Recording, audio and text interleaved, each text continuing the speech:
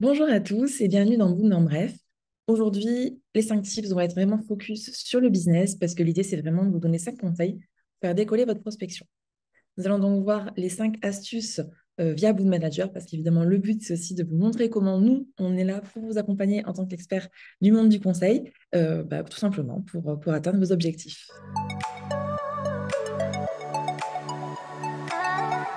Réseauter sur LinkedIn tout en alimentant votre base de données. Boon Manager est un outil connecté. On va avoir des liens vers LinkedIn. Heureusement, vous me direz, parce que c'est finalement l'outil que je pense, tout comme moi et que tout comme nous en interne, vous utilisez le plus au quotidien. L'idée va être de réseauter, de vous balader dans votre base de contacts, de futurs contacts, de partenaires, et les ajouter en fonction de leur état dans votre base de données. Ici, on va pouvoir ajouter par exemple Julien qui est en train de monter sa société.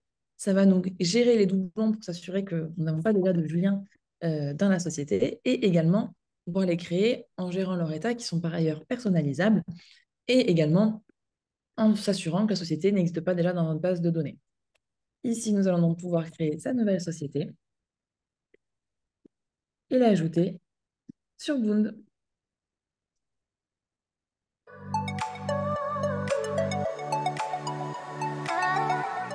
Le second tip de cette vidéo sera pour optimiser votre cartographie et également les revues de compte. Boot Manager est construit pour pouvoir vous faire gagner du temps là-dessus et être sûr de pouvoir passer au peigne fin absolument toutes les sociétés que vous allez vouloir prospecter. Ici, par exemple, sur les cinémas pâtés, je vais pouvoir même en fait gérer tout ce qui va être filiation entre sociétés, ce qui est quand même pratique pour pouvoir avoir une prospection efficace et cohérente. Également, cette synthèse va vous répertorier tous les éléments financier et également d'énergie qui a été mis par les équipes dans la prospection. Donc, vous avez en un seul coup d'œil le nombre total de rendez-vous, par exemple, qui ont été réalisés au sein de la société, ce qui est extrêmement pratique pour les revues de compte. Également, la vue contact, qui va vous permettre de classer par service absolument tous vos contacts de la société et même de construire l'organigramme. Encore une fois, tous ceux qui ont prospecté savent que sans orga, il ne se passe pas grand-chose, c'est même la première étape à faire.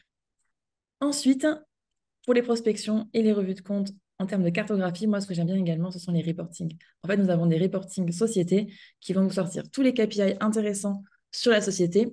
Par exemple, votre taux de dépendance, qui va être absolument capital de connaître. Et on peut bien sûr, comme à chaque fois, venir filtrer par société, faire des comparaisons, etc., etc.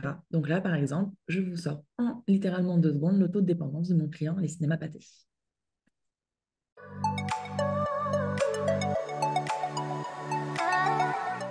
Tips numéro 3 dans la prospection. Une fois que vous avez pu cartographier vos comptes, il va falloir quand même trouver des opportunités. Donc, mon tips numéro 3 sera une vision rapide et claire de vos opportunités business. Nous avons un onglet besoins que vous allez pouvoir utiliser à ces fins. Donc, tout est imbriqué, hein. Vous retrouverez également les besoins au sein directement de votre base de données CRM. Mais si je veux faire vraiment une revue efficace de mes besoins, je vais pouvoir enregistrer des vues sauvegardées, donc des filtres, les besoins chauds, les besoins bouillants, également les typologies de besoins. Mais bon, moi j'aime bien en fait venir les afficher dans leur intégralité en Kanban. Car tout simplement, les étapes vont se mettre là-haut. Et surtout, je vais voir s'il y a des personnes qui sont déjà positionnées dessus, ce qui va me permettre de gagner du temps dans le traitement des besoins qui sont pas encore, qui n'ont pas encore été gérés. Et donc, tout simplement, de m'assurer qu'il n'y ait pas de trou dans la raquette. Également, je vais pouvoir avoir les besoins de la semaine. Là, on voit par exemple que James n'a pas très bien travaillé parce qu'on n'a pas de nouvelles opportunités détectées.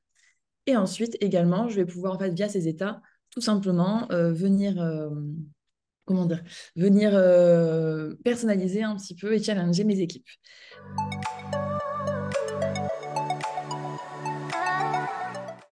La vraie valeur ajoutée de Boon, pour moi, c'est vraiment ce point 4. Ça va être le positionnement ultra rapide de vos équipes sur vos opportunités. Là, j'ai créé une nouvelle opportunité avec les cinémas pâtés que je vais pouvoir venir qualifier pour m'assurer que le besoin est adéquate par rapport aux recherches, même venir mettre des pièces jointes si ce besoin est lié à un appel d'offres, par exemple. Qualifier le CA, le pondéré, la durée, le démarrage, les critères. Vraiment, en fait, le qualifier en tout point. Une fois que c'est fait, et moi, c'est ça que je voulais vous montrer, c'était vraiment la partie positionnement, parce qu'en fait, le but va être de positionner consultant et candidat tout en ne quittant pas mon module de positionnement sur le besoin. C'est-à-dire que je peux venir me balader dans ma base de données, je peux venir voir l'ensemble de mon pipe candidat et de mon pipe interne pour pouvoir positionner toujours sans quitter. Donc, concrètement, là, je peux venir voir le dossier de compétences de Louis de Funès et je n'ai pas quitté le module de positionnement, je n'ai qu'à l'ajouter. L'autre point vraiment intéressant de ce module, c'est qu'en fait, je vais pouvoir venir envoyer en un clic le dossier de compétences via l'outil emailing que nous avons intégré à Boond directement à mon client en utilisant un petit template de mail. Encore une fois, le but est de gagner du temps et passer directement l'état en envoi du CV. Comme ça, je connais l'état de mon besoin qui a des chances d'aboutir et je sais où j'en suis dans la gestion de ce besoin, ce qui est quand même primordial dans le conseil.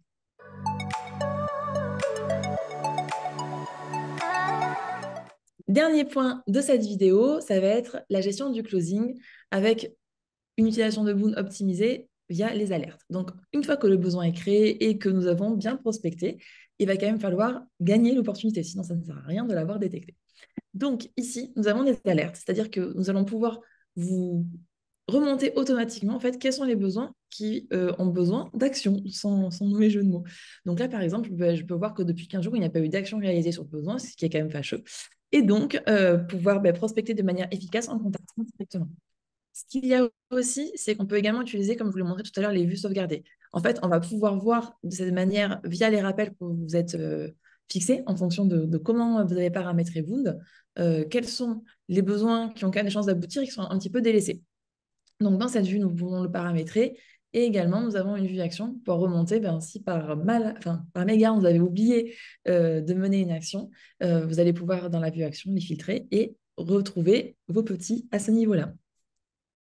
Donc, c'était le 5e tips. Merci à tous pour votre attention tout au long de cette vidéo. J'espère que le contenu vous aura plu. N'hésitez pas à commenter si vous avez vous aussi des bonnes astuces et des bonnes pratiques à partager avec vos confrères. En attendant, on se retrouve pour la prochaine vidéo et n'hésitez pas non plus à nous contacter pour en savoir plus sur Boond.